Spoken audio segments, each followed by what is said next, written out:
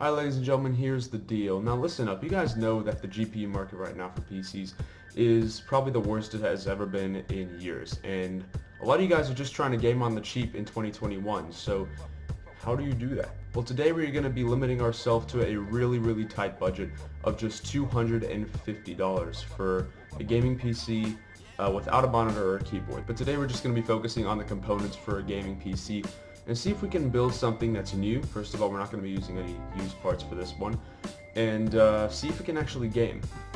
Alright boys, we're going to start on Amazon, and we're going to start with looking for the CPU first, because for $250 we can't really include a graphics card, so we're going to rely on integrated graphics on a CPU, and I think I have a pretty good idea on which one I want to go for.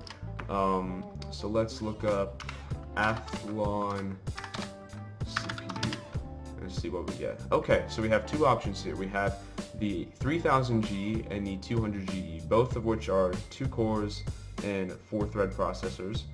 Both have integrated Radeon Vega graphics. Are these? Yeah, Vega 3. 3.2 gigahertz, and supports DDR4 2667. This is $104. This is way more expensive than it should be. I remember last year looking at the same thing, it was maybe half the price, maybe even less than that. Oh, would you look at that, there's one of these things left in stock. Let's just check out the 3000G for a second.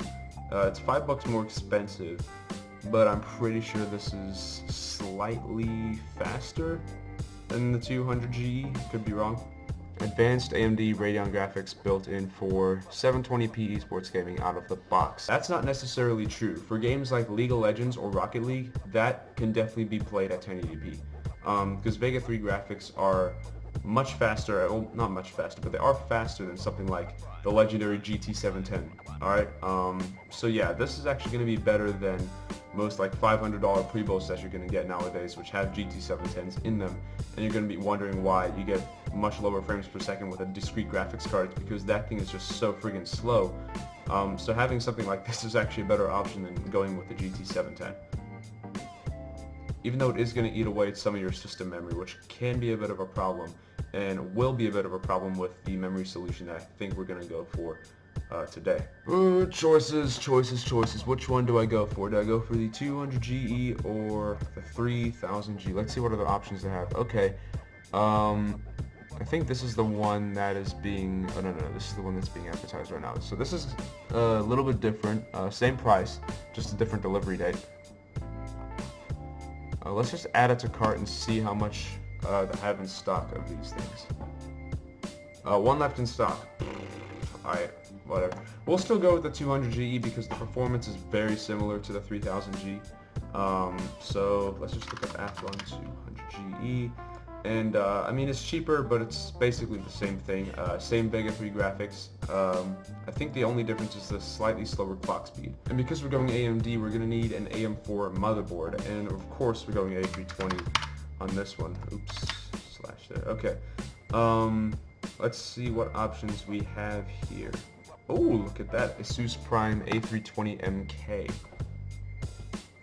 Alright, so this thing's actually on sale. It should be $65, but it's been marked down to $55. And it's not the time to buy it, according to Edge. Yeah, I'm using Edge. Deal with it. Let's see. Memory speed is 667. That can't be right. This is a DDR4 motherboard, right? Yeah, DDR4. And does it mean 2667? I think that's what it means.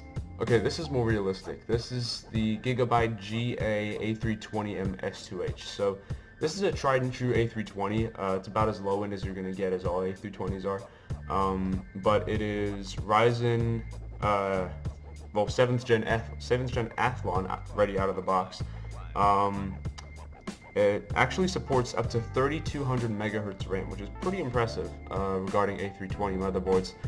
Maximum storage capacity 1000 terabytes. Do they mean gigabytes? So it also says down here supports AMD Ryzen 2nd generation, so no 3rd gen or God forbid 5th gen on this board here. Also 1st generation as well if you wanted to throw in like a Ryzen 1700 or 1600 AF or for 2nd generation, which is like what I got in the system right here, 2700. It also supports Ryzen with Radeon Vega graphics, so you can throw in a 2200G in this thing if you wanted to. Athlon with Vega graphics, so this thing we know is good. I think I'm going to go for this because I'm trying to avoid sales. But if I were you, I'd choose whatever the cheaper option is. And make sure it's from a reputable company. Don't go with a BioStar board. Not saying they're terrible or anything. I would just recommend going for the bigger name brands instead of someone small like BioStar. So I think next we're going to go with memory. So let's go 4 gigabytes of DDR4. Let's just do it this way. Let's go to up here and do low to high and see what we can find. Oh, hello. What is this? PNY. It's a PNY. That's reliable, I guess. 4 gigabytes of performance DDR4 at 2666. Not bad. I mean, granted, it is an AMD CPU or AP, whatever you want to call it, because AMD does like higher frequency, and 2666 is not that fast. But it's a $250 computer. We have to make compromises. I'm guessing it's not going to fry. I'm guessing it's not going to blow itself up. So next we're going to go with storage. Let's go with a 120 gigabyte SSD. 120 gigs for $21. Gino. I have never heard of Gino in my life, but it says it's got good reviews. Let's see, it's got a couple 1 stars, but I mean, that's pretty much any product, right? Works great, awesome. Okay, so it's... People are saying it's super reliable. Oh no. Oh, those read and write speeds though. 390 megabyte per second reads, 140 megabyte per second writes. Oh, I don't know about this one. I don't know. Okay, you know what? We'll add this one to cart. We'll add this to cart. If we can expand at all on our budget, we will.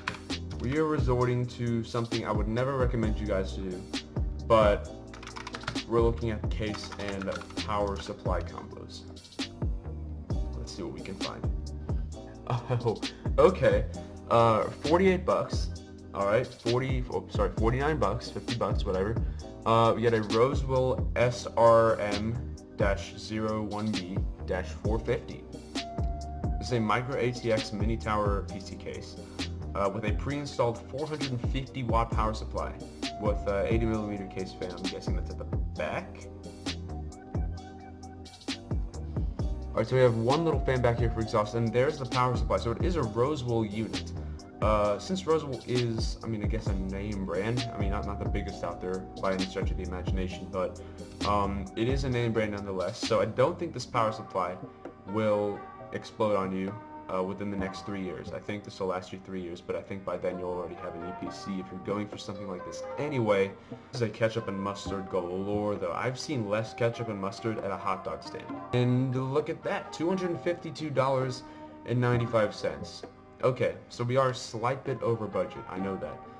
But I think this is about as good as it's going to get for, you know, a PC in this price range. One definite upgrade I recommend you do is the RAM. 4 gigs of RAM is the bare bones minimum. It's not even the bare minimum anymore. This is like pretty much all you need now to get your system up and running. I mean, you could with 1 or 2 gigs, but like 4 gigs is it's way too little to recommend. It's a definite upgrade. Say if you wanted to like upgrade the memory and the SSD, that would be more. This would become more like a $300 PC versus a $250 PC, like what this is right now. That's gonna be it, guys. Thanks for watching. If you enjoyed, leave a like so I know you liked it, and subscribe to my channel because if you made it this far, you probably like what I do, and I have plenty of other videos like this. Well, actually only other 2, but make sure to check them out because they're also PC tech videos. Anyways, that's gonna be it for today. I'll see you on the next one. Until we meet again.